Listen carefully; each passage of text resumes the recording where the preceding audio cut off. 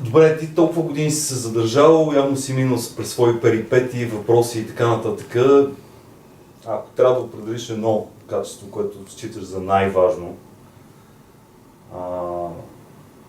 за да бъдеш успешен в тази професия, кое би било то?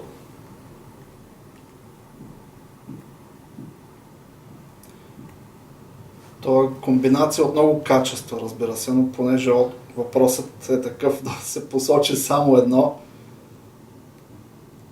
предполагам, че това е желанието за растеж и желанието да научиш нови неща, които не винаги и определено всъщност не са свързани с някакви директни финансови ползи, защото парите имат краткосрочен мотивационен ефект, но в един по-дългосрочен план нещо, което ще те кара да се предизвикваш и да останеш да поддържаш това ниво, е желанието и вътрешното желание да се развиваш и да успееш да трупаш нови знания, дори и при динамичните промени на нашата индустрия. Най-важното качество? Качествата са различни и различни качества са важни. Значи в момента тази професия изисква работа в екип. Това е, може би, едно от основните качества и много комуникация. Екипите могат да бъдат разпределени на различни места и всъщност те трябва да могат хората в екипа да си говорят помежду си. Така че работа в екип и комуникация са двете най-важни неща. Според мен все още тази работа си остава работа с хора, а не работа с машина. Вярно е, че работим и с компютъра, но това е само за да предадем това, което искаме да направим. Същинската работа е работата с колегите, така че тези две качества са, може би, най-важните и ще останат най-важните. Не едно.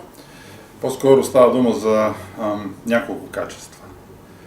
Първото, според мен и най-важното, това е да си мотивиран, да правиш тези неща, да преодоляваш дребните проблеми, да преодоляваш временните неуспехи, защото не всичко в нашата работа е успешно. Второто, да си отговорен към това, което правиш. Да го правиш на максимално високо професионално ниво, без това да трябва да се налага от стандарти или външни обстоятелства. Просто ти самия да имаш едни високи професионални критерии, да се опитваш да ги покриеш. И третото за мен е, изключително важно, е да си абсолютно лоялен, коректен към колегите си, да си тимплеер в истинския добрия смисъл на думата, тъй като нашата работа е екипна.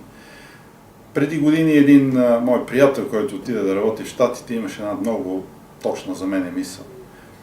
Неуспеха е неуспех на целия проект.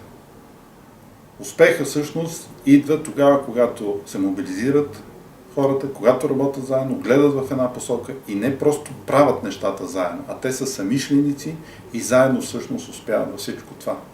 И в тази връзка е много хубава мисъл, която пак той ми е припомни преди години. Ако искаш да стигнеш бързо, тръгни сам.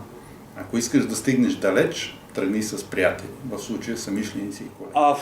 Това е малко като в една книга, където се цитира не е необходимо, но помага. Не, всъщност математическите умения може би някога на времето бяха изключително важни.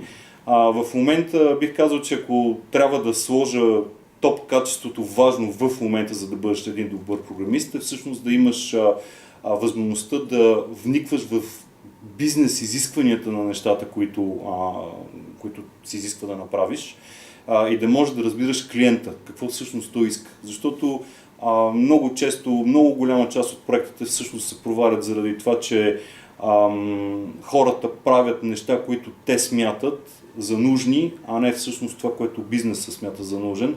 И оттам нататък всъщност нещата, които сме направили, загубват смисъл.